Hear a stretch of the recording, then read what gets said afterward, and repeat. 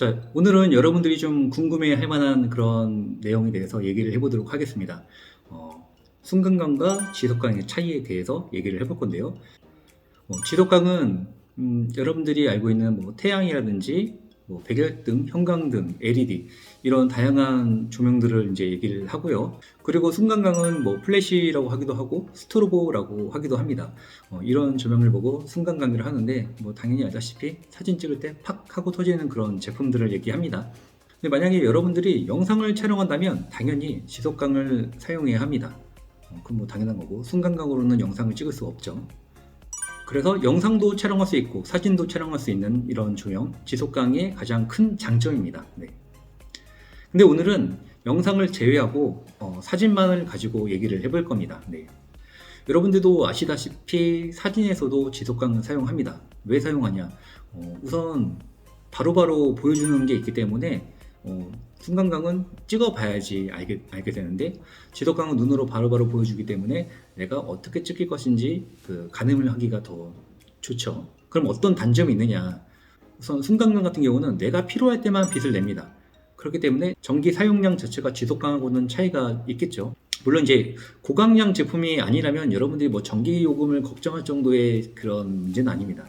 근데 유선 제품이 아니고 무선 제품이어가지고 배터리를 이용을 한다면 그건 얘기가 완전히 달라질 겁니다. 네. 같은 배터리 용량이라면 순간감이 지속감보다 훨씬 더 많은 촬영을 할 수가 있겠죠. 근데 또 다른 단점을 얘기하자면 우선 사진을 찍는 분들은 괜찮지만은 찍히는 입장 모델들 같은 경우는 지속감은 눈부심이 좀 심합니다. 계속 빛이 들어오기 때문에 순간감 같은 경우는 순간적으로 반짝이기 때문에 뭐 그렇게 뭐 눈부심이 심하진 않아요. 근데 지금도 저는 앞에 조명을 놓고 하는데 좀 눈이 부셔요. 네. 근데 지금은 조금 부드러운 빛이지만은 좀 더 강한 빛, 뭐 리플렉터 같은 걸 이용하는 그런 강한 빛에서는 정말 눈뽕이라고 그러죠. 예. 잠깐만 바라봐도 앞에 파란색 잔상이 날아다니는 거를 여러분들이 느낄 수가 있을 겁니다. 그래서 모델들의 눈 건강을 또 생각한다면 지속감이 꼭 좋은 것만은 아니죠. 또 다른 단점으로는 발열 문제가 있습니다. 아무래도 이제 지속감 같은 경우는 계속 빛이 나오다 보니까 그리고 이제 와트수가 높은 그런 제품을 쓰면 제품도 뜨거워지고 그리고 그것 때문에 성능 저하가 일어난다든지 아니면 뭐 팬을 더 돌려야 된다든지 그러면서 소음이 발생한다든지 뭐 여러 가지 문제들이 있고 또 팬이 돌아가니까 그만큼 전기 사용량도 많겠죠. 네. 그리고 반대로 지속감 같은 경우는 앞에 단점들을 이제 상쇄할 수 있는 또 여러 가지 또 장점들이 있죠. 그중 대표적으로 지속감은 색온도 조절이 되는 제품들이 있습니다. 물론 다 그런 건 아니지만은 차가운 백색에서 따뜻한 웜색까지 이렇게 뭐 변경이 되는 뭐 바이 컬러 제품이나 아니면 색상 자체를 풀 컬러로 사용할 수 있는 그런 제품들이 있습니다. 지금 저도 앞에 지금 2개의 조명을 놓고 촬영을 하고 있는데 이 제품들이 풀 컬러가 되는 그런 제품입니다. 그리고 또 하나 얘기하자면 지속감 같은 경우는 여러 명이 한꺼번에 조명을 이용해서 촬영이 가능합니다. 순간감은 사실 한 명만 되는 거예요. 근데 물론 같은 동조기와 채널을 맞춰서 사용을 한다면 같은 조명으로 2명, 3명 정도는 같이 촬영도 가능합니다. 근데 물론 1번이 눌러가지고 조명이 터졌을 때 2번 사람이 쓰려고 하면 재충격 속도 때문에 촬영이 안 될 수가 있어요. 딜레이. 그래서 사실 그렇게 촬영하는 경우는 좀 드물긴 하죠. 네. 그에 반해서 지속감 같은 경우는 다양한 사람들이 한꺼번에 촬영이 가능한데 예를 들어서 뭐 촬영회를 한다 그런 경우는 한 5명, 10명 이런 분들이 한꺼번에 촬영하면 순간감이 아니라 지속감을 놓고 촬영을 하죠. 이런 촬영뿐만 아니라 스포츠 경기를 할 때 야간에 대형 조명들이 있잖아요. 네, 그런 조명에 의해서 많은 사람들이 볼 수 있고 그 다음에 사진 촬영도 가능하고 영상 촬영도 가능하고 이런 게 또 지속감의 장점이라고 할 수 있습니다.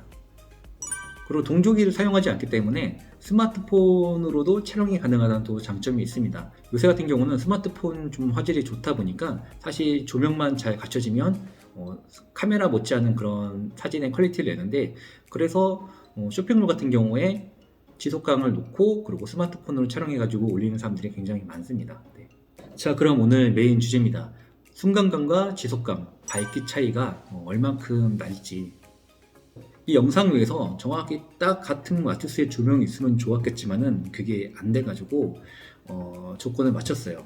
일단은 150W의 지속감 그리고 300W의 순간강.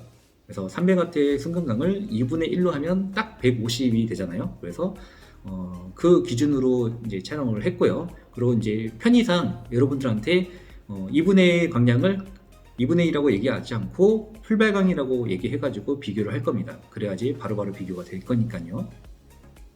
그리고 둘 다 똑같은 리플렉터를 달아가지고 촬영을 했어요.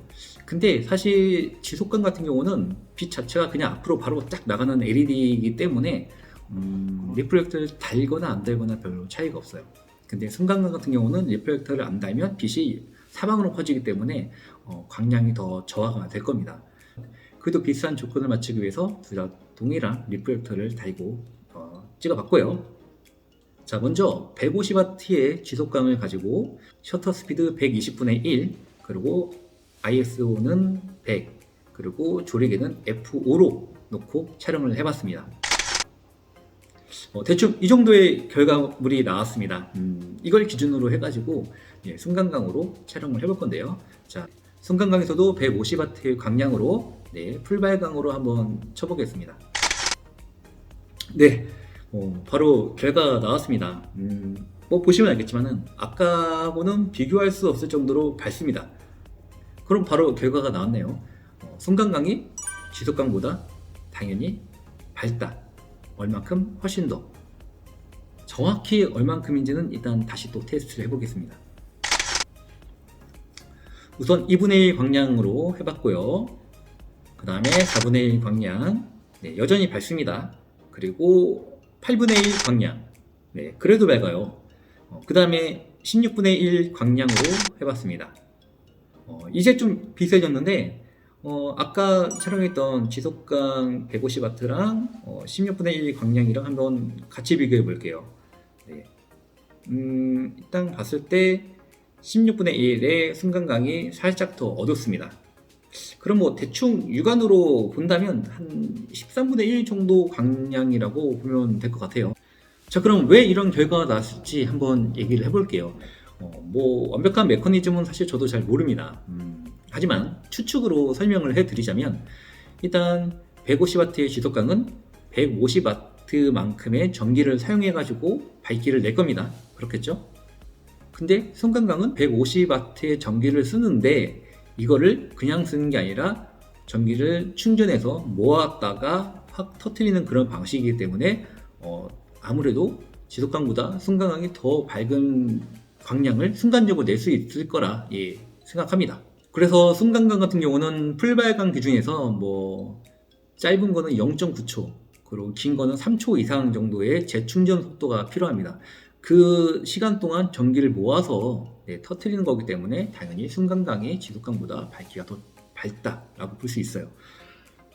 그럼 여러분들이 200W의 순간광이 필요한데 이걸 지속광으로 쓴다고 한다면 200W가 아니라 2000W 정도는 돼야지 비슷한 밝기가 나올 거예요.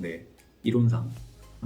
그래서 만약에 여러분들이 사진을 하시는 분이라면 영상이 아니라 사진을 하시는 분이라면 야외에서 또 촬영을 하시는 분이라면 반드시 순간광을 쓰시는 게 맞습니다. 물론 야간에는 달라요. 야간에는 LED로도 충분히 가능합니다. 근데 여러분들이 실내에서 촬영을 하신다면 지속광도 괜찮은 방법이죠.